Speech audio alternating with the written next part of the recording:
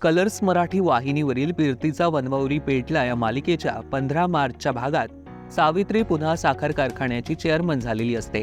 त्यामुळे मग घरी आल्यावर तिची आई आणि कृष्णाई दोघीही औक्षण करून तिचं अभिनंदन करतात. कृष्णाई बोलते, तू पुन्हा एकदा साखर कारखान्याची चेअरमन झाली ही खूप आनंदाची बातमी आहे. विद्याधरला मात्र हे बघून प्रचंड त्रास होत असतो. तिकडे अर्जुन मनालीचा विश्वास पुन्हा मिळवण्यासाठी तिला बोलतो, अगं मी सावित्रीला काही सोन्याच्या सिंहासनावर नाही तर काट्यांच्या सिंहासनावर बसवलं आहे. तिचा हा जो सगळा माज आहे ना तो उतरवण्यासाठी माझा हा प्लॅन आहे. तिला मी तोफेच्या तोंडी देणार आहे. मग बघ कसे बार उडतात ते. अर्जुनचं हे सावित्रीच्या विरोधातील बोलणं ऐकून मनालीला प्रचंड आनंद होतो आणि ती अर्जुनच्या जाळ्यात पुन्हा फसते. अर्जुनला जे हवं असतं अगदी तसंच होतं.